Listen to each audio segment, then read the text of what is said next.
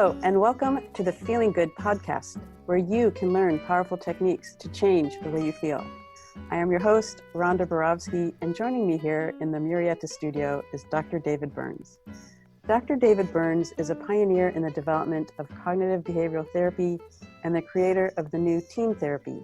He is the author of Feeling Good, which has sold over 5 million copies in the United States and has been translated into over 30 languages. David is currently an emeritus adjunct professor of clinical psychiatry at Stanford University School of Medicine. Hello, Rhonda. Hi, David. It's such a cheerful way to begin every episode with a hearty laugh. Welcome, everyone. This is episode 209, and this is our part 2 of the personal work that you did with Neil Sattin. And I don't think we need much to in the introduction, right, David? In the first session, you empathized with him, you did testing, you filled out the daily mood log with him. We also, had a kind of a 15-minute introduction to who he was, and he shared that the work that you did together, was very long lasting up till today. You did that work in March, and this is going to be posted in September. And so in this session, you're going to be going over the assessment of resistance with him, and then you went into methods with him. Is that right? Yes, absolutely. And I think it was a wonderful session, and I think Neil got a lot of great feedback because he's sharing himself so openly. It was really just a joy Right. working with him, and an honor as well. I think you have a nice endorsement to read, a little quickie. I do. I have a quickie to read about episode 187, and that was the one where you did live therapy with Michael, the awesome Atlanta team therapy demo. And this is from Alice Jens, and she wrote to you and said, "Wow, this was incredibly powerful to listen to, and I've used some of the techniques on my own, and they really helped. Thank you." And what was the number, do you recall, of the That was 187. Michael 187, the Atlanta podcast? Yes, when you make yourself vulnerable and real, it's amazing how helpful it can be to other people. Also, our podcast with Michael Simpson, which was on what did we call it? A case for the case for vulnerability. Right. Mm-hmm. Has become one of our most popular podcasts of all time, probably in the top 3 or 4 or 5. Wow. And that was also on the theme of vulnerability. And whenever we do live work and people make themselves vulnerable, like you've done, in the most courageous and fantastic way on at least 2 occasions on live podcasts, it always has a very warm and helpful effect for others when we accept ourselves as flawed and vulnerable and not this spiffy, glossy self we think we're supposed to be, but the real self that we are. It just makes it it's so helpful to others. It makes it easier for them to accept themselves. So shall we dive into number 209. And wait, one other quickie. Really something important to say. Yeah, my book Feeling Great just came out a few days ago on Amazon, and so if you're so inclined to take a look or purchase it, I would be totally thrilled.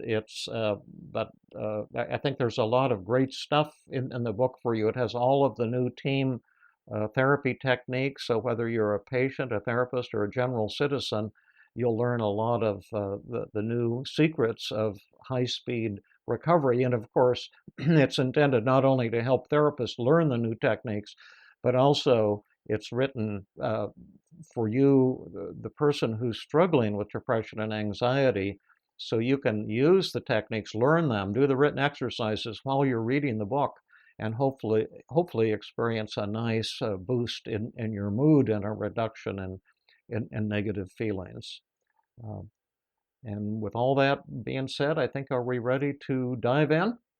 We're ready to dive in. Okay, thank you for joining us today, and I hope you love part 2 of the live work with Neil Sattin. Now we want to take a look at assessment of resistance. And let me ask you this question. You've talked about some things that are very powerful and very personal and very important. And is there something here that you would want help with? And is this a good time for us to get to work?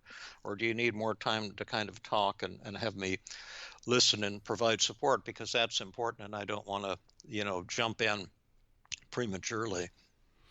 I think that both my excitement for being able to do this with you and my frustration at like how persistent this has been leads me to want to like do the work. Okay. Now let me ask you this question. Suppose at the end of our session today, you say, "Wow, that was better than French fries or something like that," and kind of miracle happens. What miracle would you be hoping for? What change, if this was a really wonderful experience, what would change by the end of our session? Okay, if a miracle were to happen, then I would feel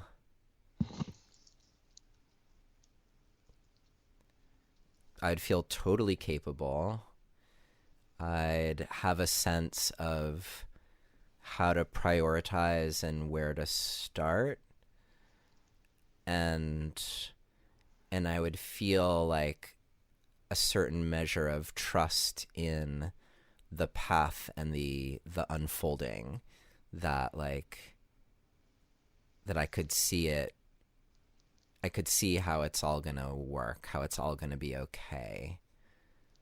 Um, yeah. Okay, that's a good goal. Now let me ask you to imagine that we have a magic button.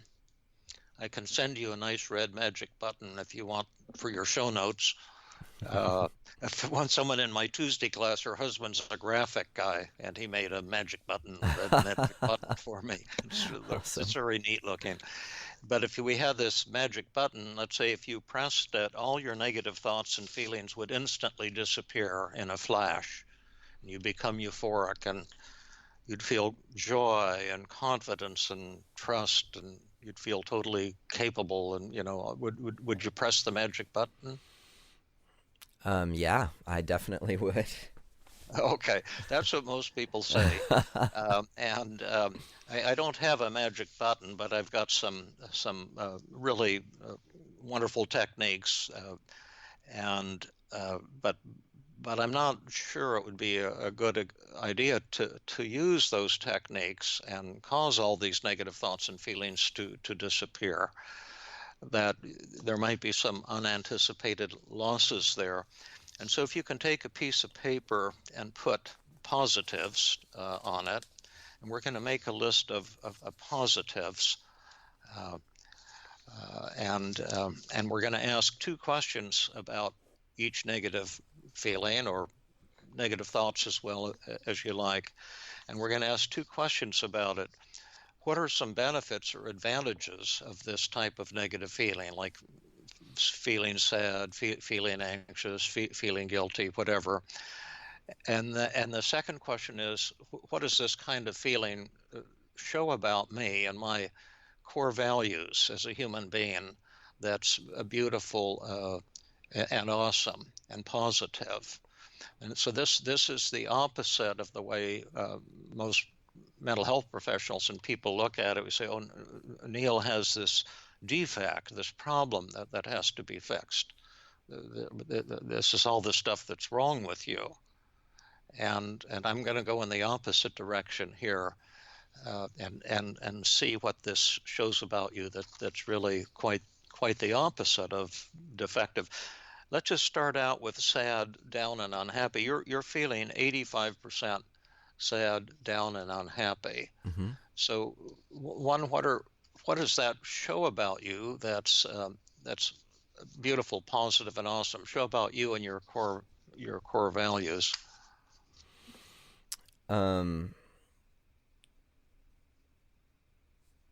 You're sad because you have a Yeah. lot of exciting projects that you're not getting to, among other things. Right. I mean, sorry, I'm just making a note here that, yeah, for me, that shows on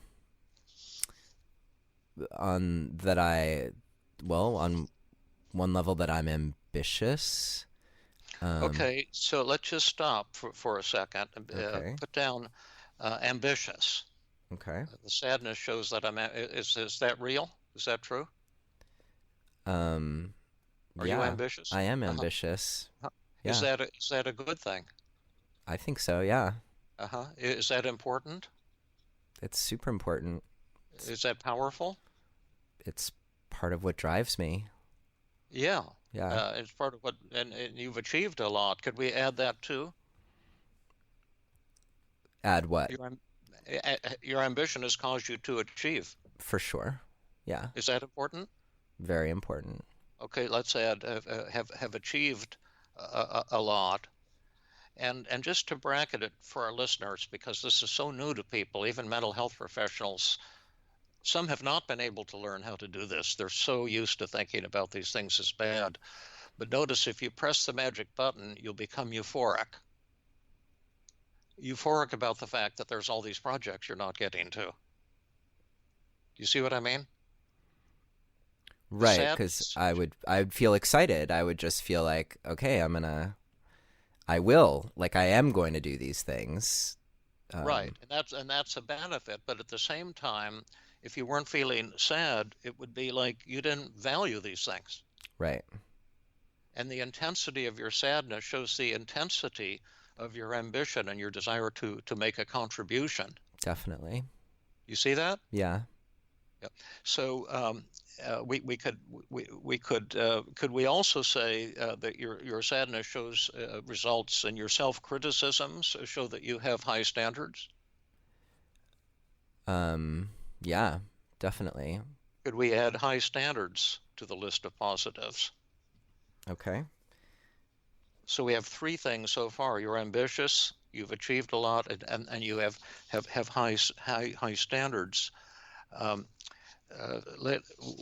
we could add more to sad, but let's look at some more of the categories. You're very anxious. Okay.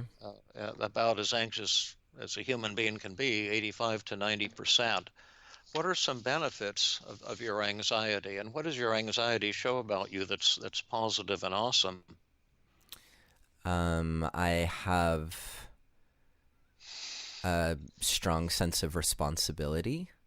Okay, add that responsibility. Is that true?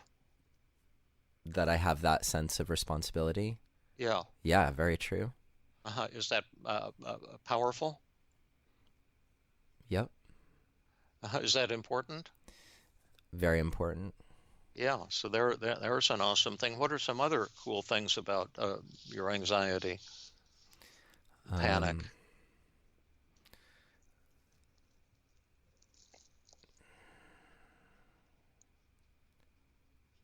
Yeah, this one's hard for me. Well, they're all hard at first. You'll Okay. get it. This is something you get into. It takes a few minutes to unfold, and the fact that it's hard will make it much more effective for the listeners, So that for the integrity of what we're doing. Because this isn't Great. cheerleading. This is taking negative feelings and saying what's beautiful about that feeling and what's beneficial. So if you press the magic button, you won't be anxious at all. Right. So the anxiety, well, there's something about it that creates fuel to take action. Put that down. It's fuel to take action, and if I can add to that, it also reminds you, is a powerful reminder that you need to take action. Yeah. Like you're in danger. Right. And so you won't be complacent about all the things that you'd like to be doing. Right. It's challenge. Like I don't find. Oh, I don't know if this is true, but theoretically, it's not the strongest place to be acting from a place of fear versus like being Right. driven in a, with more of an inner state of ease. But yeah, that's true. It's It's a two-edged sword. All feelings are two-edged swords, but just to look at the positive side of them, it reminds you that there's a lot of cool stuff that you'd like to be doing that you're putting off. So yeah. it keeps your eye on what needs to be done. Yep. Yep, that's true. So can you add that? How would you word that and add that to your list? Well, it does tie into the fuel, the drive. Yeah.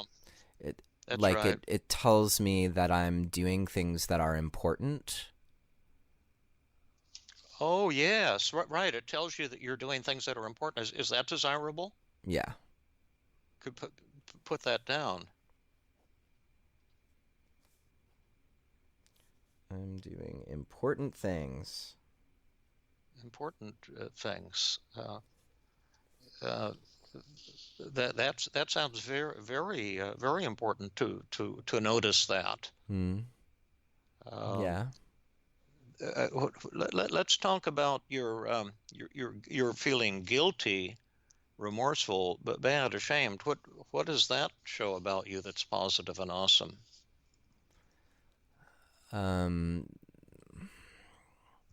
think that ties into some of the things we've already said, like about having high standards, and the sense of responsibility.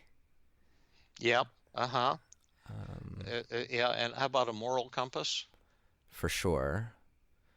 Moral compass, and I think a belief in myself too. Yeah, or add those to your list. Yeah, because if you didn't believe in yourself, you would just say, "Oh, well, I'm not capable of doing anything, so what the heck," and not be upset about it. Right. Whereas, like when I don't do things, I feel guilty because I know somewhere deep down that I am capable, and that's why it's so weird to be stuck, not getting things done. Yeah. Yeah. Beautiful. So those are three great benefits of guilt. Now you feel defective and inadequate. What are some really wonderful things about feeling defective and inadequate?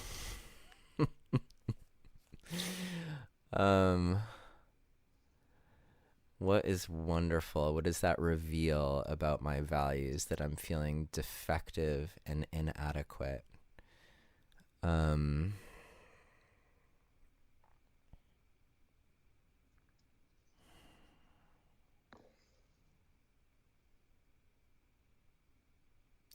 Well, again, this does tie into other things that we've said, and especially what we were just saying about feeling capable. I think that there's also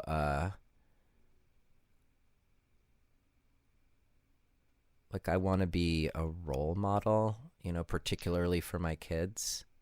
Could you put that down? Yeah. In your list? Is that important? That is very important. Okay, put that down. I just thought of 6 more awesome things about feeling defective and inadequate. Oh, yeah. Can you tell me some of them? Yeah, or is sure, that cheating? Sure. No, this is a collaboration, and Okay, it's hard great. to see these things at first. When I developed this technique, it took me a long time to discover all the fantastic things about all the negative feelings. The 2 hardest ones for me, hopelessness was the second hardest, and then when I discovered what was awesome about that was like a slam dunk. And then the last one was frustration. I couldn't think of anything good about frustration, and finally I was in some kind of internet cafe having a cup of coffee, and there were all these people on their computers. So I just said out loud, I'm trying to find out the good thing about negative emotions, but I can't think of anything good about frustration. Can anyone think of anything? And then this fellow shouted out, and I suddenly saw what was awesome about frustration. Are you going to say what he shouted out? No, you have to listen to the next show. No, I'm being silly. I want to get back to your list, but he shouted out, "It shows you haven't given up on your goals." Wow. Isn't that cool? That's amazing. Yeah, they're all amazing, but I'll tell you some more things about being defective and inadequate. It seems to me that it shows that you're honest and that you have integrity because you do have many flaws. Mm. Is that true, that you do have many flaws? I am not perfect. So when you say you're defective and inadequate, that are you showing that you're accepting the fact and you're honestly looking at the fact? Yeah, I'm willing to be honest about that too. Is that important? Yeah. Well, add that to the list. Willing to be honest about my flaws. For example, some people in the world blame everyone else for their problems. Mm. But when Right. you say that you're defective and inadequate, could it be that you're being accountable? Yeah, that I hold myself accountable. Is that true? That is true. Is that important? Yeah, it seems really important. Is that powerful? Yeah, again, what comes up for me is that it's somewhat paradoxical because what we're talking about are behaviors that don't seem to suggest that I'm holding myself accountable, but it is important to me. Yeah, put that down, and we'll get to those behaviors and everything in a little bit. But right now, it's good enough to see that you do hold yourself accountable, and that's very very desirable. Yeah. So we can speed it up a little if you like. I don't mind the slow pace because there's a kind of an awakening that is beginning to happen that will be helpful to us. Sometimes you have to slow down a little in order to speed up greatly. Great. In addition, so we have three benefits of defective and inadequate. It shows that you want to be a role model, especially for your children. It shows that you're willing to be honest about your flaws. Yeah. Rather than denying them. Oh, I had another thought about that one too. It shows you're willing to hold yourself accountable. Mm-hmm. And would it also be true that when you feel defective and inadequate, it shows that you have a sense of humility? Yeah. Is that important? Very important to me. Add that. Yeah. Add that to the list. And I don't know if you're at all spiritual, but is humility a spiritual quality?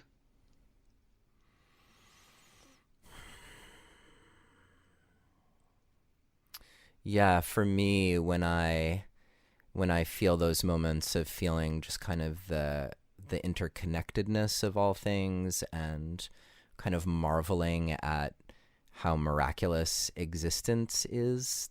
Yeah. That comes with I would call it humility. Yeah. Yeah. That it's not self-effacing. It's just like right. realizing like, wow, I'm just a part of something that's so much bigger than me. Yeah. Is that important? Yeah. Is that powerful? Very. And is that just theoretical BS, or are people right now who are listening? Well, they won't be listening until you publish this, but will they be feeling close to you because of your humility and your vulnerability? I hope so. Yeah. So would that be a good thing too?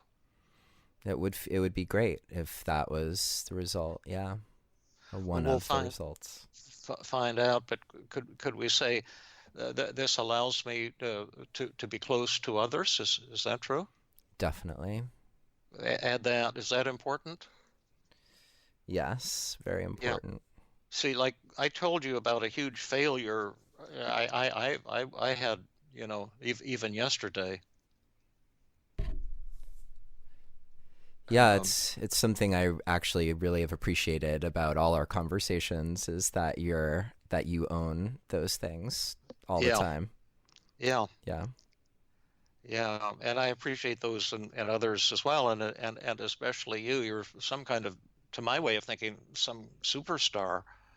And and then when I talk to you, you're this kind, humble, vulnerable person, and it's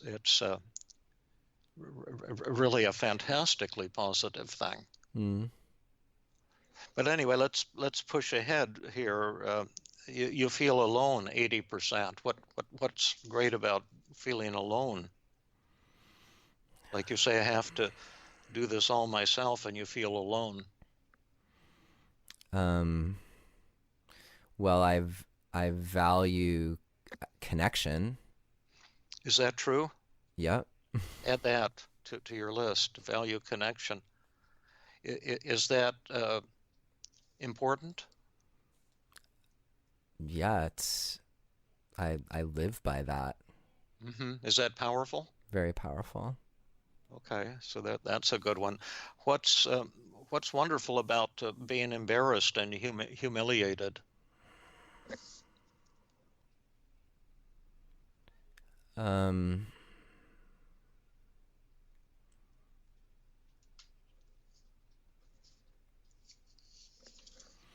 yeah, this seems to loop back on um,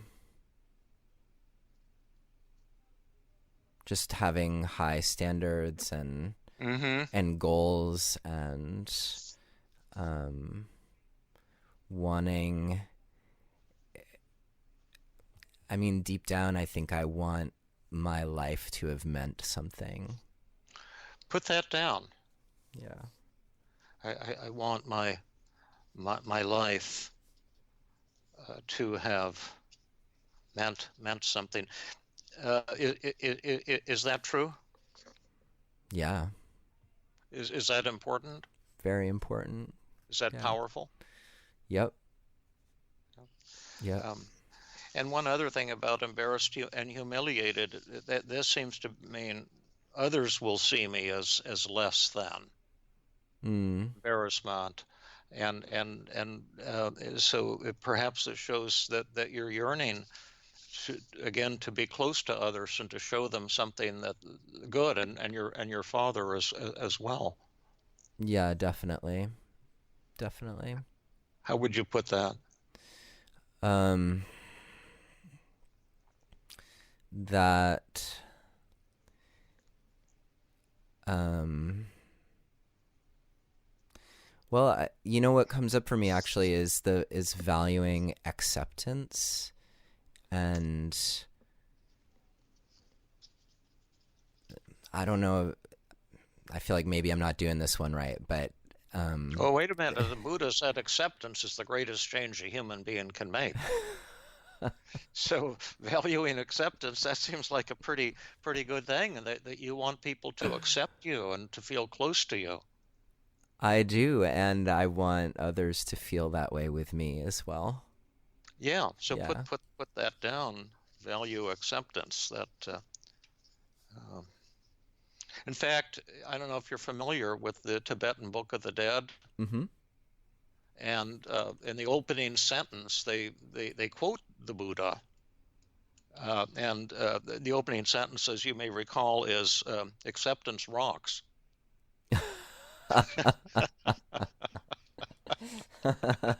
And you know the second sentence? What? Also quoting Buddha, shame sucks. Anyway, pushing ahead here. Discouraged. What's great about feeling discouraged and maybe a um little hopeless? yeah, is that I have a vision. Put that down. I have a vision. Yeah. Lots of visions actually. Hmm. Right. What else is great feeling discouraged about? making your visions a reality. That's what we're really talking about. What's awesome about that? How could that be a good thing? It's another thing that keeps me going. I think like it goes hand in hand with perseverance. Okay, are you someone who perseveres? So far. Well, put that down for perseverance. There's several other really great things about hopelessness and depression. Uh-huh. It's hard to see these things for the first time. Okay. I'm listening. Well, one thing, they keep your expectations low so you don't get your hopes up and get disappointed again. Mm-hmm. Like when people are hopelessly depressed, then they don't say, oh, Burns is going to help me, and then be let down when Burns can't help them. Right. You protect yourself from disappointment. Like tomorrow, I might be another day of procrastination, and if I feel discouraged, and hopeless, I can kind of keep myself from going on a roller coaster of being up and down. Right. So it has that protective function. Yeah. So you can put protective. And another thing, it seems to me it shows that you're honest and realistic, because procrastination has been a problem for you. Yeah. And so you're facing the truth in a way. Yes. Is that important, to when you have a problem, to face the truth? To face the truth, absolutely. So you can add that, and facing the truth. And then frustrated, 95. Well, we already leaked that one. What are some good things about being frustrated? Yeah, I loved what you said about that.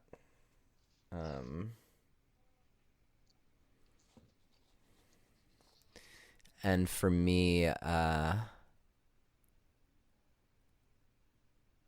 yeah, it's part of the perseverance, or like I'm not gonna just stop. If I weren't frustrated, I would just kind of resign myself to how things are. Yeah, won't stop and give up. Right. I'm gonna live my dream. I'm gonna persevere. And then we've got annoyed and irritated, 70%. What are some great things about being annoyed and irritated? It's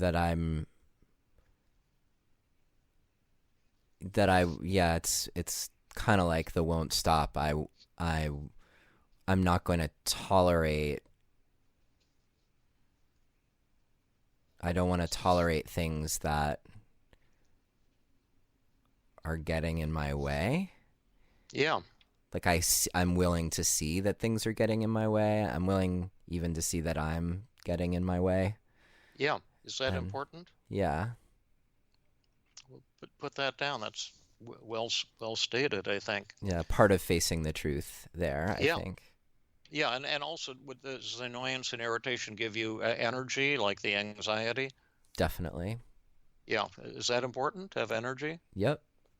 Okay, so you can add that. And then our last category, and then we'll get on to methods once we've done a little quick certain kind of wrap-up of this. But you're overwhelmed, 95%. What's great about being overwhelmed?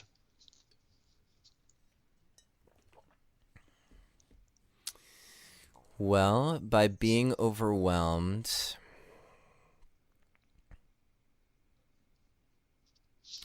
I don't have to experience trying and failing. Put that down. So would you say that's a kind of a comforting thing in a way? Yeah, I mean, that's a weird one, right? Because it's like, well, if I don't try, then I'm definitely not gonna get there, or I'll get there super slowly.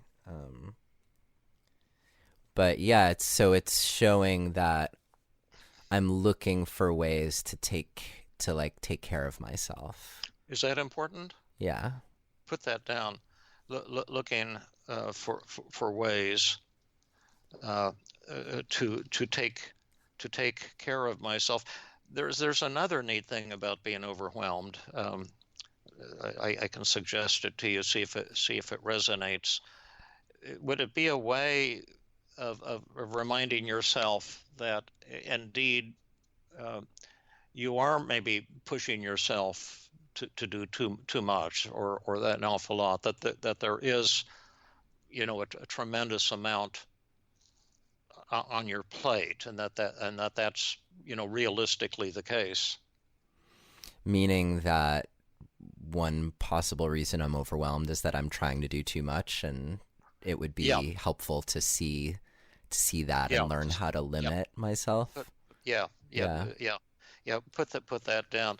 The at one point, there's this really great guy, Jeremy, that I'm working on this app with. He's just fantastic. He's a wonderful programmer, and you know, he has had this dream of working with me to develop this feeling good app, or feeling great app, we're going to call it. But we're really ambitious in what we're going to put into this app. And my wife was telling me, David, don't do this. You're already working 200%. And then this is like adding a new startup type of thing on top of everything. And then my publisher said that we want you to edit the book within 2 weeks. They had edited and wanted me to, you know, respond to the edits and all these things. And then the psychotherapy networker said, we want to reveal your book at the networker conference in March. And we want you to fly to Washington, D.C. and give 2 presentations. And it was only like 4 weeks away. And then Google called and said, we want to give you a Google talk on International Happiness Day, which was the day, and I was going to have to give that talk and race to the airport and fly to Washington, D.C. And so I told Jeremy, listen, I'm really kind of, and I had other chores too. And I said, listen, I'm really kind of tied up for the next couple of weeks. And then he got to saying, well, you know, maybe you're not going to have enough time to do the app. And maybe we should just decide to give up on it. And that was some wise words that he had. And I found myself feeling relieved. I've wanted to do this app for 40 years. I've been figuring it out in my mind. But I suddenly thought, oh my gosh, that would be so great to fail. And then I could hang out with our little kitty. And I just got such a wave of relief. And then I was just very nice. I said, well, gosh, I feel so badly because I love working with you, but I totally understand if that's, you know, blah, blah, blah. And then, of course, once you let go, the universe comes to you. And then he suddenly said, oh, well, if you could just do 2 days a week, that would be enough. So I said, okay, yeah, I'm sure I can do that. And now that all those conferences are canceled, I have a lot of time to work on it. But that thing of being overwhelmed and noticing that you're overwhelmed, I think is very important. My wife can see it before I can see it. But anyway, so now I have a question for you. You said you want to press the magic button and make all these negative feelings disappear, so you'd feel euphoric. And at the same time, we've looked at the list of positives of your feelings, like sadness, anxiety, guilt, etc. And it shows that you're ambitious, and your ambition results from your high standards. And these have motivated you to, in reality, achieve a tremendous amount in your life. And your anxiety keeps you vigilant, gives you a warning that you're not achieving some things that are important to you, and shows your sense of responsibility, and gives you fuel to take action. And it tells you that you're doing important things that you don't want to let slide. And your guilt shows that you have a moral compass, that you have high standards, that you believe in yourself. And your defectiveness shows that you're realistic, because you are defective. You are inadequate and always will be. We have these flaws as human beings, and you're facing the truth. You're holding yourself accountable, and shows you want to be a role model, and it shows your humility. And your humility is a kind of spiritual quality that binds you to others, that we all suffer, and binds you, connects you to even to the universe. You said, and and allows you to be close to people that the people that you're connecting with today is going to be, to my way of thinking, pretty tremendous and powerful and meaningful. And your feeling alone shows how much you value connection. It is hurt. You want a father to be there and to tell you you're doing okay, and to and others as well. And it hurts to be alone, because you yearn for intimacy and for contact. And then your feeling of embarrassment and humiliation shows again your high standards, that you want your life to have meant something. What a beautiful thing that is, and that you value acceptance from others. And then your discouragement shows that you have a vision, and also that you're facing the truth in the fact that maybe you can't do all these things like in a day, and maybe can kind of protect you a little from disappointment and getting your hopes up, and then finding another day has gone by and you procrastinated again. And the frustration shows that you're not someone who's going to give up, that you're going to persevere. And your anger shows the same thing, that you're not going to tolerate this, and that the anger can give you energy. And then overwhelmed, it can be comforting to notice that you are asking an awful lot of yourself, and maybe that you deserve a little comfort. And so if the question then is why in the world would you want to press that magic button? Because when your negative thoughts and feelings disappear, all of these positives are going to go down the drain at the same time. Right. I want to keep those positive things. Exactly. Yeah. Exactly. So then what are we going to do? What are we going to do? I'm super curious. Well, if the magic button would have just gotten rid of all that stuff, that wouldn't have been too great. Right. Yeah. So suppose we had a magic dial. I can send you one of those for your show notes too, if you want. This might be a 3-part podcast or something. But let's say we had a magic dial, and we could dial each emotion down to a level that would be a lot more acceptable. And you could still keep all this list of, we must come up with at least 20 or 25 powerful positives. What would be an ideal level at the end of today's session? How sad, down, and unhappy would you want to be? That's been 85. What would be a good level of that? Because there was some sadness is indicated. Yeah, I mean 10 to 15. 10? Yeah. 10, 15, great. So I'm writing that in the gold column on the daily mood log. Your anxiety is 85 to 90. How anxious would you want to be? How much anxiety would you need to keep the benefits of the anxiety? Yeah, 10. I like 10. 10's a good number. That's good. How guilty, remorseful, bad, and ashamed would you want to be today? Can that be a 0? Yeah, that's what the Buddha said. We don't need any of that stuff. Shame, guilt. How inadequate and defective do you want to feel? That's been 65 to 70. Yeah, that can be like a 5. Yeah, that's a good number on that. How alone do you want to feel? I mean, yeah, I can have that be a 5. Like I like feeling like I'm good, like like I don't need other people, but like I'm good by myself. But yeah, perfect. I love it. How embarrassed and humiliated do you want to feel? That's 50. Yeah, that I wouldn't mind if that were a 0. 0, great. How discouraged do you want to feel? That's 85. That could be 5. 5, great. How frustrated, stuck, thwarted, defeated, that's 95.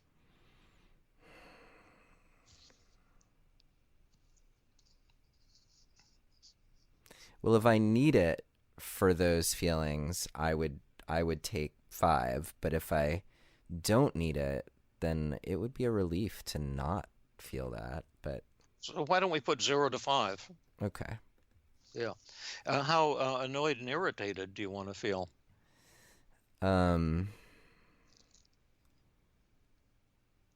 Yeah, let's make that a 0 to 5 as well. Is that enough? We wouldn't need 10% for energizing purposes? 0 to 5 is fine, but No, I'll let's make it a 10. Sure. yeah, okay, right, 10. And then how overwhelmed do you want to feel? I'd like to find other ways to care for myself than being overwhelmed. So, I mean, the goal would be 0. You want to feel not overwhelmed with this long list of undone tasks? Right. I just want to feel like, okay, that's what is. And yeah, I don't want to feel overwhelmed. Great. We'll put a 0 there. All right. And now we're done with the assessment of resistance, and we're ready to go on to methods and start smashing some of these negative thoughts.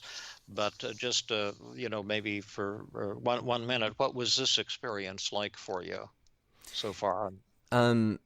So that process of going through and coming up with the values and like what's right about these negative emotions, it's very profound to realize those things, and I'm feeling just kind of moved that they're all there, like below the surface of those negative feelings. Yeah. What was challenging for me in like going through the goals that we just did is that part of me wants to just say 0 for all those things, or like right. I noticed like with overwhelm in particular, like, yeah, I want that, like I don't want to be overwhelmed. So I wasn't sure like what the right thing to do was, whether it's like, well, the right thing is to want like a few percentage points of this thing. Yeah, I think you made good choices. You can, things will often have changed once we get to working together. But what we've done here is to make a kind of deal with your subconscious mind, because you see, the reason you have these things is because of these values that you have. Yeah, and you know what? I just had this insight about overwhelm. I don't think I would want to feel overwhelmed all the time, but I think like having a touch of overwhelm as an indicator of like, oh, there's too much in front of me. That's what I mean. Yeah. Yeah, so let's raise that from 0. Yeah, I'd make that a 5. A 5, right. Yeah. And your numbers are great, your goals are great, but it's a huge error for people to put all zeros. Yeah. Because then they're not listening to themselves. Right. To what's really positive, and then paradoxically they resist. Right. But once you see what's really great about being upset, suddenly you don't have that much of a need to be upset. And in addition, you don't have to be ashamed of being upset. You can be proud of being depressed and anxious. You can be proud of being ashamed. And but let's push ahead here. Now, you've given me 7 just great negative thoughts that we've written down, and you're welcome. Which one would you want to take? See if we can challenge first. Which one do you want to work on first? They're all really good ones. Let's do the I'm not capable of being that organized. I should be able to do this and figure this out. Let's see. Those were kind of the same. Okay, that's number 1 and 2, kind of like Okay. Yeah, I guess I lumped combined. them together. I'm not sure I can be that organized, and I should be able to do this and figure this out. Let's just break it down into 2 separate thoughts. Okay. They're both great thoughts. I'm not sure I can be that organized, or I should be able to figure this out. Yeah. Oh, right. So let's do, you're waiting for me. Yeah. Let's do, I'm not capable of being that organized. Okay. Yeah. Great. Now, I'm not, capable. That's a good one, of being that organized. Now, look at the list of distortions on the back of the daily mood log. There's 10 of them, and I think you have a copy of one there. Yep. And let's see if we can pinpoint some distortions in that thought. Well, it feels like all or nothing thinking. Great. Put AON, just the abbreviation, in the distortion column, and that's a great call. And tell us why that's all or nothing thinking. Because just saying I'm not capable is kind of ruling it out entirely versus being willing to say like, well, there are some things about this that I'm good at and some things that I'm less good at, and which would be there'd be more gray versus the black and white. Awesome. What are some more distortions?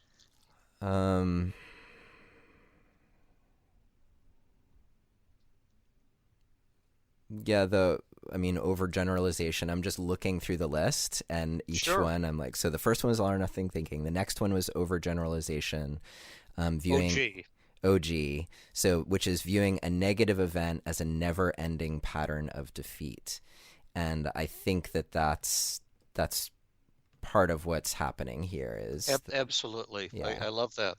What are some more distortions? So the next one, mental filter. You dwell on the negatives and ignore the positives. Yeah, that's definitely there. And tell us why. That's very true, what you just said, but kind of explain it to us at the 4th grade level. Yeah, so the conclusion that I'm not capable is highlighting the fact that I didn't get everything done that I wanted to get done, but it's ignoring the things that I did get done or the ways that I did take care of myself or what might have been positive about whatever choices I made. Perfect. Perfect. Well explained. What are some more distortions?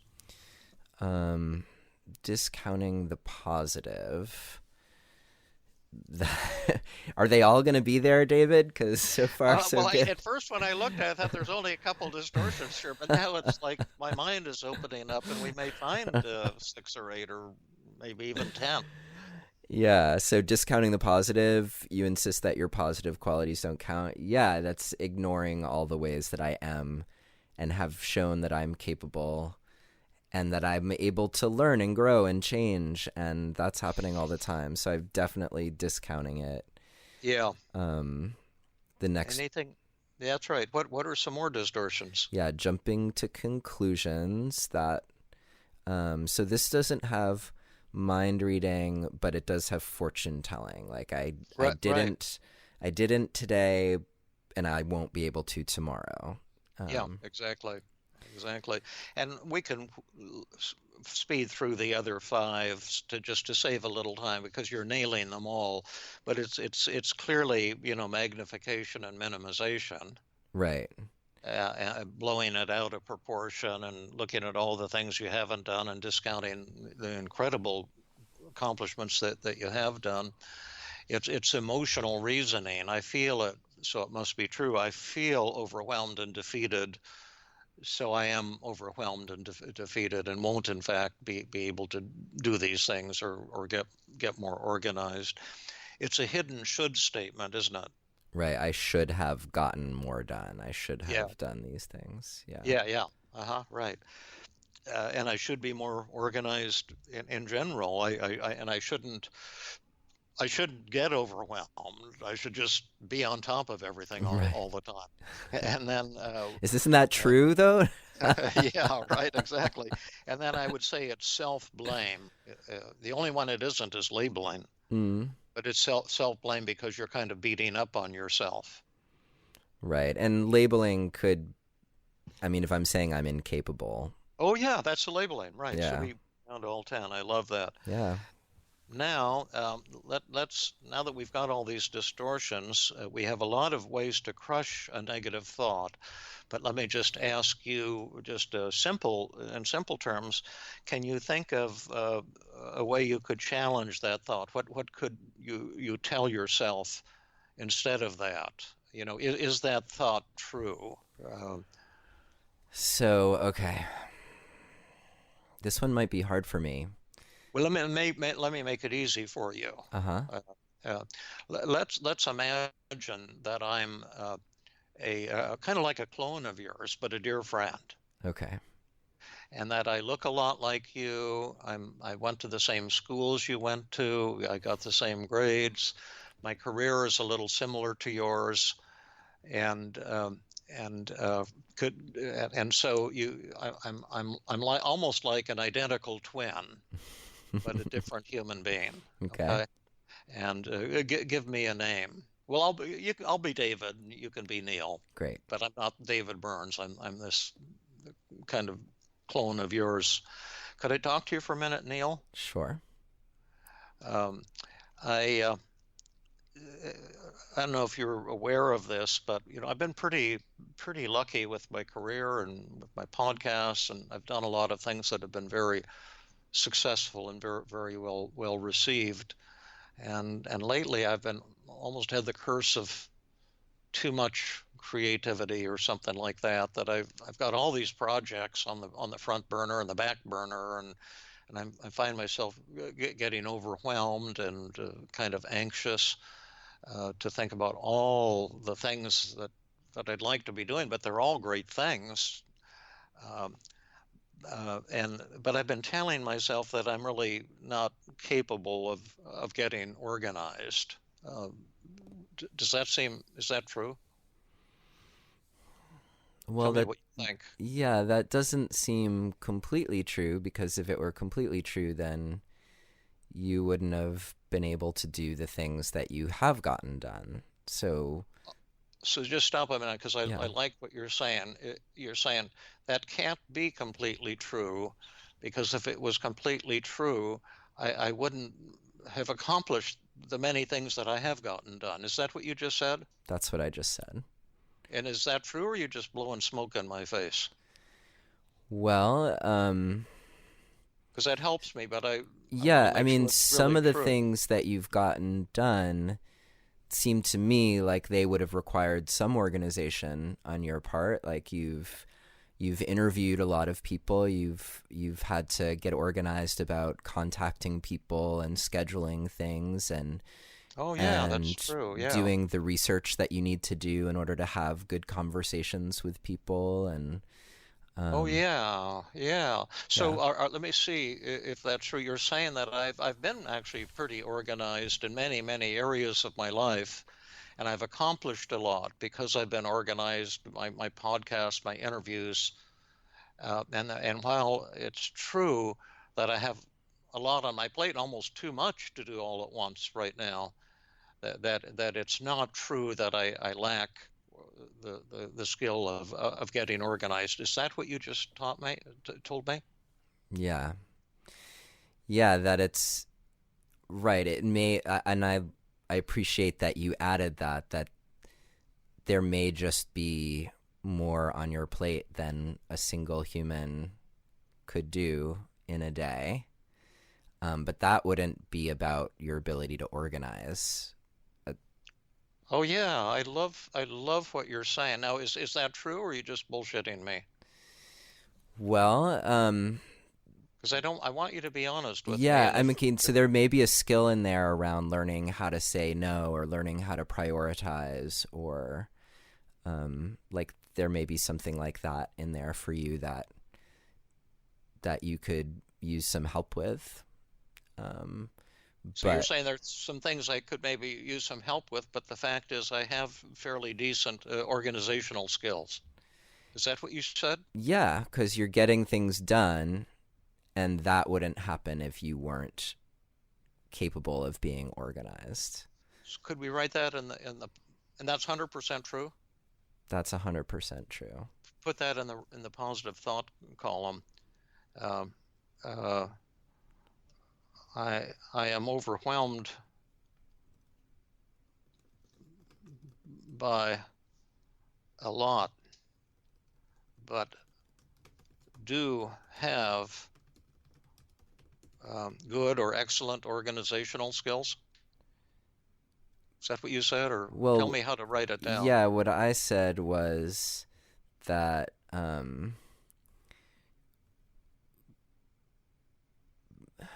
I mean, what I was saying was that you do get things done that require organization, which is evidence to support the fact that you have organizational skills. Okay, write that in the right-hand column. Okay. I do have do get things done, and that requires organizational skills. Mm-hmm. Okay, were you able to write it there too? Yep. Okay, and how true is that between 0 and 100? That's 100. 100. Okay, and now how true is I'm not capable of being organized or being that organized? Oh, and add to the right-hand column, you know, some kind of a disclaimer, although things are hard for me at the moment, or I do have maybe too much to do, or yeah. So we keep it totally true in the right-hand positive thoughts column. Yeah, so I had written, I'm overwhelmed by a lot, but I do get things done, and that requires organizational skills. Okay, that's good enough. So now how much do you believe I'm not capable of being that organized? I'd put that at like a 15. 15. And let's put 15 in the after column. And from my point of view, that sometimes you want to smash a thought to 0, and sometimes you want to leave it a little because there's a little truth in it. Mm-hmm. So I'm thinking 15 would be good enough on that thought. Yeah. Yeah, I mean, I think if I focus in on the word capable, then it's probably 0. It's probably 0 because I feel pretty capable. And that dialogue that we had illustrated that there are places for me to grow that would help me do Put that better. In the right-hand column. I add that to the positive thought. I can still grow and do even better. Great. Now that we've smashed this first thought, we're going to jump up to a new orbit. Okay. And we'll see if this will be effective. The technique we used was called the double standard technique. Okay. That a lot of us operate on a double standard, and in a way you've been bullying yourself. Mm-hmm. Maybe you said you felt that your dad did that a little bit. Yeah. And then when we did the double standard, when you talked to me, it was a clone of yourself. You weren't a bully. You were compassionate and helpful. Right. Now I'm going to be Neil, and you're going to be Neil. Okay. And I'm going to be the bully. I'm going to be the negative Neil. Okay. And I'm going to attack you, and this will sound cruel, but it's actually very loving because it gives you a chance to talk back and defeat that inner bully. Okay. And I'm going to speak in the second person you, and you can speak in the first person I. Okay. And are you ready? Yeah, and I just want to admit that I feel nervous about this. Cool. That might make it more helpful. All But right. if you can't beat me, we'll do role reversals back and forth. So it Okay. will be kind of a collaborative. All right. I'll do But my what's best. who am I? What's my name? You're Neil. Yeah, right. Could I talk to you for a minute, Neil? Sure. Yeah, I didn't want to upset you because I know you're having this session with David and all of that, but I just want you to remember that you're not capable of being sufficiently or organized. Well, that's not true. I'm perfectly capable of being organized. There are some skills that I still need to learn to help me along the way. Great. Who won? I think I won. I thought so too. Did you win big or small? Well, I was curious to see what you were going to say to what I to what Well, I I said, thought but you blew me out of the water, but I want yeah. to see, Yeah, I mean it felt big. Like that's what I countered with was an absolutely true statement that yeah, couldn't be argued with, really. exactly. And did you win big or huge? I'll say big. Big. Do a role reversal. Okay. You be the negative, I'll be the positive. All right. So Neil, Yeah. Hi, Neil. hi. You're I never lonely. You're always around, beating up on me. That's What's right. it going to be this I'm time? always here. Yeah, I wanted to let you know that I appreciated that whole dialogue you had with David, and I'm here to remind you that you're not capable of being that organized. Well, actually, I have a much worse problem than that. Oh yeah? Yeah, What's the worst problem? listening to your bullshit.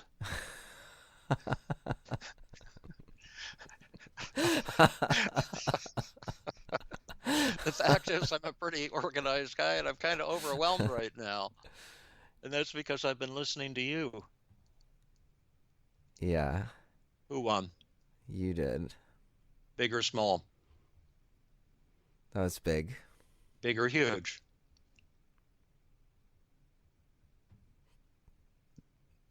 That was huge. Yeah, and how did I do that? How did I get to huge? Uh, you made a boundary. You voiced anger. Yeah, And, um, the mean inner voice. yeah. See, you think the solution is to get started on stuff, to get stuff accomplished, but we're moving in a different direction of acceptance and self-love, rather than beating the horse with a whip. Um, Yeah. the see the idea behind it is what I've discovered is when I pressure myself to do something really great, it generally doesn't work out very well. And when I give myself a break and accept myself, things flow much more beautifully. When I was in medical school, I was a total screw up, and because I never should have gone to medical school. I wasn't even a pre-med student in college, but one of my advisors told me I want to be a psychologist. He said, "Oh, I want to be a psychologist." He said, "Oh, you have to go to medical school." And I never wanted to be a doctor, but I did it because I was told to do it. And I went to Stanford. I dropped out for a year on 2 different occasions. I had a fear of blood. I had no desire to be a doctor. I couldn't identify with the other students. I didn't care about anatomy or biology. But then when I finally decided to go ahead and do my internship and residency at a county hospital here in the Bay Area, I had a tremendous experience and tried to make up for my bad behavior. And I worked like a hornet. And I actually became a good doctor. And then I moved to Philadelphia to finish my residency. And one of my advisors, who didn't know what a screw up I was in medical school, he knew how hard I was working as a psychiatric resident and had worked as a medical intern. And he says, there's one thing I want you to keep in mind, David, when you go to Philadelphia. And I said, what's that? He says, well, remember, take at least one day a week, or at the very least a half a day a week, to just to stare at walls. And what he was saying is, you work hard and you're accomplishing amazing things, but remember to, give yourself a break, at least a half a day a week. And I always remembered that. And I would take Sunday afternoon and watch the football games and hang out and watch TV in my bed, and the cat would get on my lap and purr, and I'd start to feel guilty. But then I remember what this guy Dr. Miles Weber told me. But anyway, let's see. The idea, and I still work like a hornet, and accomplished a lot. But it was the idea that I could be loving toward myself. And let's see if we can continue with this now. Now, can I talk to you for a minute, Neil? Yeah. You know who I am. You're Neil still. Yeah, and I'm thinking that you're just not capable of being that organized as you should be. Yeah. Who the fuck do you think you are telling me that? Like, I concede. Who won? Isn't that cool? That is cool. Yeah. Okay, you beat me on that one, but I have this other thing I wanted to mention to you. Okay. You should be able to do this and figure this out. I can do this and figure this out. Who won? I feel like I won. Big or small? That was a big win. Big or huge? There's somewhere in the middle there. Okay, do a role reversal, because we want to get to huge. All right. Neil. Yes, hi. Hey, yeah. You should be able to do this and figure this stuff out. You're right, I have figured it out. Have you? Yeah. Enlighten me. I'm going to stop listening to your bullshit. That's my solution. I'm a plenty capable guy. Okay, and what if I keep speaking? Well, I hope you do. That way I'll never be alone. I'll never feel lonely. Go ahead. Hit me with some more of your bullshit. I'm not bright either. When you say I should be able to figure this out and do this, I don't even know what you're talking about. What are you referring to? Yeah, I'm telling you that you should be able to get everything done that you want to get done, and you should be able to organize your time. That's horseshit, and you know it. I'm taking on too much. I should probably be able to do less rather than more. That's my issue. You're just constantly putting me down. You're whipping me.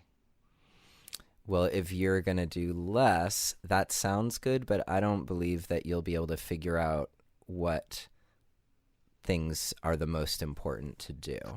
Well, I've done a lot of important things in my life, and I've figured them all out. I've done all of those things. I can figure out what's important and what's not important. I've done that all my life.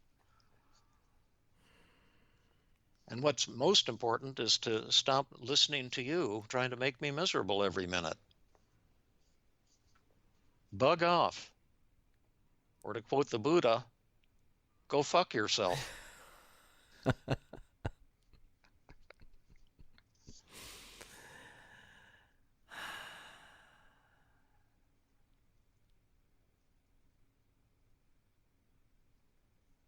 Who won? You won. Well, let me ask you something here.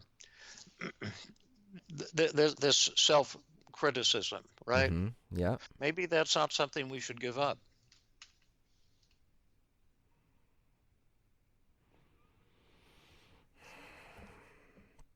What are some benefits of criticizing yourself like this? Because that's what we're really talking about. The benefits are being able to see clearly, potentially. Mm-hmm. Not when it's amplified by just seeing the negative, but Yeah. the inner critic can look at a situation and he can identify like when standards aren't being met or Yeah. when Right. things That's right. aren't known that need to be known, or Yeah. yeah. And so maybe that's not something that we should change today. Well, I think enlisting those positive attributes, like if I had to choose something, I would, in terms of like feeling or hearing the shitty thoughts, or Yeah. or telling that part of me to like get lost, I would choose to have him get lost. And it's powerful for me to hear you as me talk to that voice that way. And I think Yeah.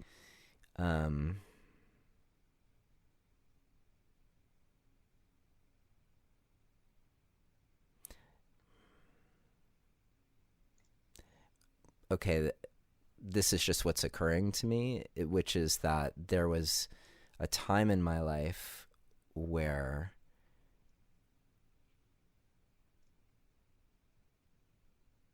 not only was I not encouraged to set a boundary like that, but I was discouraged from setting a boundary like that.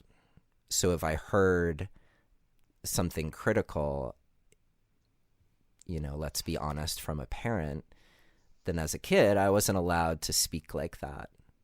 I don't have to listen to your bullshit. There would have been some pretty serious consequences for that. Sure. But now hearing it directed toward this part of me, it's like there is something really empowering about like, yeah, I don't have to listen to this bullshit. Isn't that cool? Yeah. But it's risky because I'm suggesting you settle for mediocrity. Right, which I don't want to do. Exactly. So maybe we should keep up the inner bully. Can't he be something other than an inner bully? Yeah, well, let's see what he can do. But this is a thing, because you see, enlightenment comes from the death of the ego, the death of the self, and self-acceptance. Mm-hmm. And that's what we're talking about. But Buddha couldn't get the message across 2,500 years ago. He only had 3 of his 100,000 followers who understood what he was trying to say. Acceptance just see, for me, it's been such a revelation. I used to be perfectionistic and beating up on myself, and it brought a lot of achievement. I won the top award in the world for research on brain chemistry when I was a psychiatric resident doing my postdoctoral fellowship, and I was going to heaven and hell, this all or nothing thinking. Mm-hmm. And it was the same clinically. I couldn't stand it when a patient was saying, "You can't help me." It infuriated me, and I argued with them to prove that I could. So, that was usually not very effective. And then one day I decided just to accept how flawed I was. And when a patient said, "You're not helping me," I was able to say, "You're right, and I feel so sad because I care about you, and I've been missing the boat, and you're probably so angry and hopeless. Tell me what that's like." And then suddenly the heavens opened up. It's a paradox. Like letting go of the inner critic is kind of scary, because we think, wow, that's the secret of my success, and what would Neil be without beating up on himself constantly? Uh, but that's what I've learned from my cats too. Maybe I told you this in the earlier podcast, but this little guy Obi, who we adopted, a violent, feral adult male cat, and he came almost dead to our back door, because he'd been in a fight and he was wounded and he couldn't hunt anymore, and he was terrified. And we captured him, brought him to the vet, got surgery. and he kind of like wanted us to adopt him, but we couldn't get within 20 feet of him. He would try to bite us and snarl, and eventually he became my best friend in the world. We had him for 8 good years until he disappeared one night and was hunting. We have a mountain lion behind our house, and I think the mountain lion got him, and I miss him every day. But he taught me that when you no longer need to be special, life becomes special, because he wasn't special and I wasn't special. But when we hung out together, it was like the heavens opened up. It's just kind of like right now. We're just hanging out, and you're flawed. And I've been telling you how flawed I have been in my connection with my son. But it doesn't get any better than this.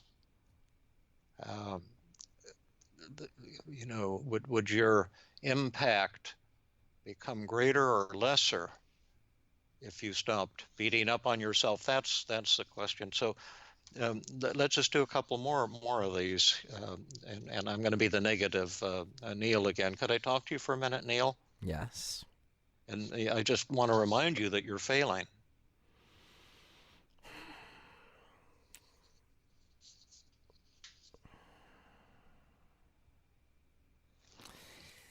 Well, when I look around at the evidence, I can tell that I'm not failing, because there's plenty of good that's happening all around me.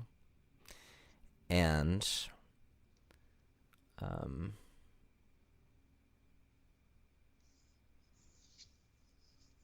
yeah, wow, it's really not useful to hear that at all.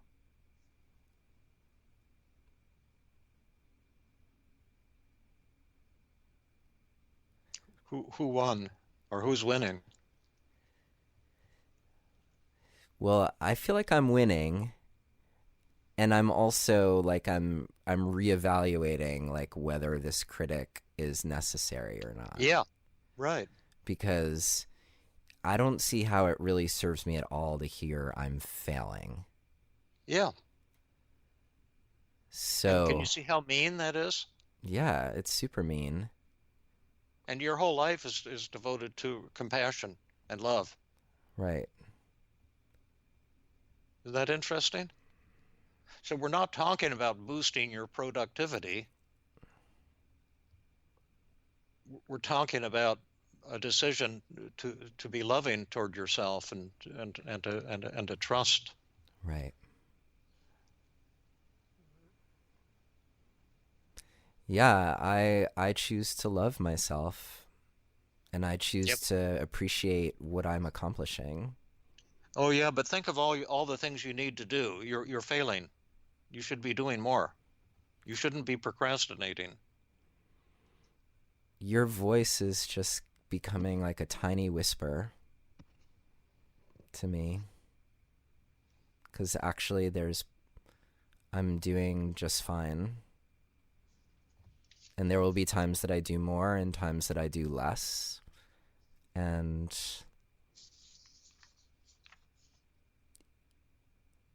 your tone of voice isn't helping me at all. Who won? I won. Big or small? Big. Big or huge? That feels huge. Huge. But great. But you beat me on that last one, but I have something else to tell you. I'm not sure I want to hear you anymore, actually. Yeah, well, I just want to, well, you can deny this, but I just want you to know that your father was right. I knew that one was coming.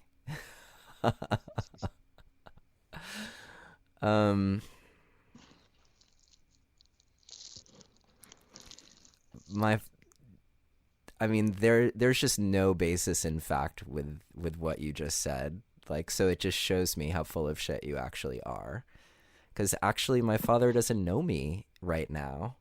So there's no way he could be right about me, unless it was a lucky guess. Do you think he'd want to listen to this recording? I'm not sure. That'd be kind of interesting. I'm not sure. Dad, if you're listening. What do you want to tell him?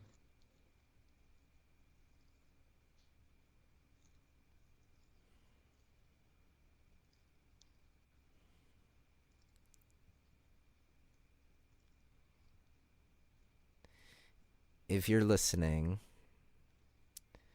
I love you. And the voice that I associate with you from when I was a kid or even from today, that voice isn't welcome.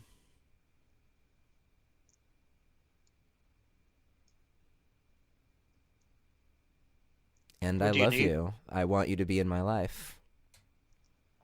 What do you need from him? What do you want to hear from him? What would you hope to hear? I would hope to hear that you love me. I would hope to hear that you are curious about what I'm doing with my life. And I would hope that you'd find it within yourself to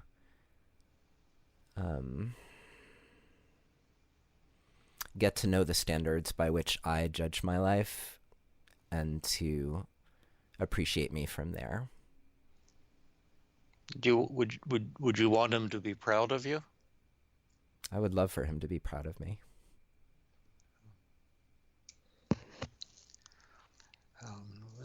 That was beautifully stated. Are there any of these negative thoughts that still have any sting?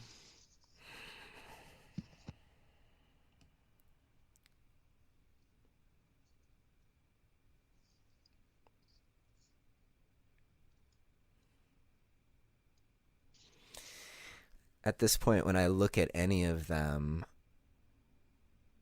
I would say that they don't have sting. I'm able to like look at it and be like, okay, like here's what's true about that, and here, and if there is something true, like I'm looking at there's not enough time and no way I can do all this, and I'm like, well, that may be true on some level.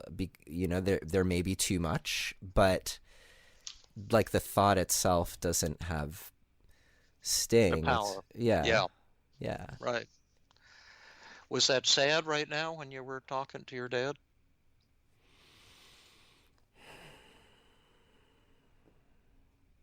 I feel sad. I feel sad because, I don't. So the thought that comes up is I don't know if I'll ever get that acknowledgement from him. I don't know if I ever will. And if I didn't ever, that would suck. Yeah. But maybe even that's a thought.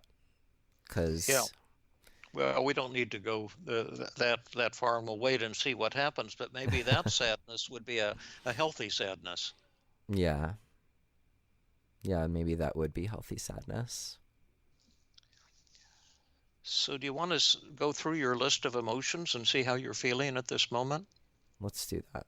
Okay, well, let's start out with sadness and feeling. Let's think about the kind of maybe unhealthy sadness you were feeling at the beginning.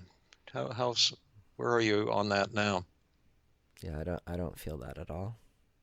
Okay, put a 0 there. How anxious are you feeling right now? Not at all. And how let's see, ashamed and guilty are you feeling? Yeah, 0. 0. How incompetent and inadequate and defective are you feeling? None. None. How alone are you feeling? Maybe 5. 5, good, yeah. It's a good one to hang on to a little bit. How humiliated and embarrassed are you feeling? I'm not feeling that at all. How discouraged?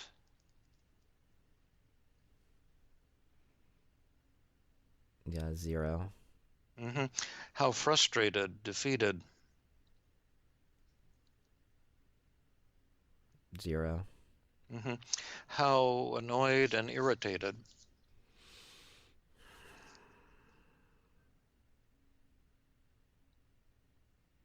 0. How overwhelmed? Yeah, I'm not feeling overwhelmed at all. And then just two quick questions, and we can kind of wrap up, see if there's any homework for you. But Yeah. the first question is, are these changes real? Number one. And number two, if so, what caused the changes? Because a lot of people would say this is impossible to go from 90 to 0 and 85 to 0, and was this real, and then what caused it? Well, What were the healing dimensions? yeah. So is this real? This feels real to me. I know that's one of those distortions, though, that I feel it, and it must be so emotional reasoning. Mm-hmm. Yeah. Well, all those feelings, like now that those thoughts are so clearly ludicrous or erroneous, or the voice that's saying them is like such a tiny whisper, Yeah. that like even putting myself back in like the situation of the end of the day, I don't feel them inflaming. Like I feel like, oh, okay, that's just like, it's just the day. I just kind of feel, well, you used the word acceptance earlier. Yeah. And yeah, there's something about that acceptance that restores my hope. Yeah, isn't that cool? Yeah. Say, I'll be the positive Neil, you be the negative. Neil, you shouldn't procrastinate so much. Neil, you shouldn't procrastinate so much. Actually, I plan to procrastinate a bit more. Okay, Neil, but how will you get things done if you're procrastinating all the time? Well, I'm not going to try to get things done all the time. That's just listening to your bullshit. I get an awful lot done, and I've decided to give myself a break, and I think I'll continue to get tremendous things done, amazing things. But right now, the thing I'm going to get done is to turn you off. Yeah. I can feel that part of me wanting to step back from the harsh criticism. Yeah. And be like, okay, let me help you collaborate. Like let's work on this together. Yeah. Right. I can do it without judging you. Yeah. Right. Yeah. Right. For homework, since these negative thoughts, I can guarantee they'll come back. Mm-hmm. Because they've been with you, and your whole life they'll come back from time to time. But the techniques that help you the first time will always help you. And the technique was just to recognize that this is just some meanness going on, and to tell it to bug out using fairly strong language, and to make that decision to do that.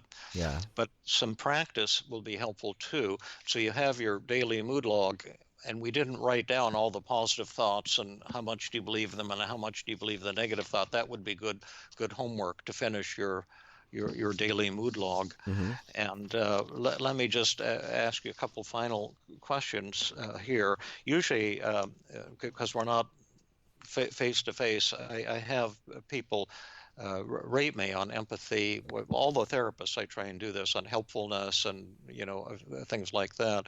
How would you rate me on warmth and empathy and understanding in today's session? Yeah, I'd give you a what's the scale, 1 to 10? Yeah, that'd be a good way to do it. I'd give you a 10. Great. Yeah. And how helpful was the session? A 10 for sure. Great. And did you have any negative thoughts or feelings or negative reactions to the session? Was there anything about it that you didn't like that turned you off? The only thing is that yeah, there's like a little part of me when when I feel like, oh, okay, I'm going through the formula, that gets a little irritated or something like but it wasn't enough to like keep me from. It was kind of like a begrudging annoyance. Yeah. Yeah. Was that during the positive reframing Um or during the empathy or during the working on your negative thoughts? yeah, I would have said that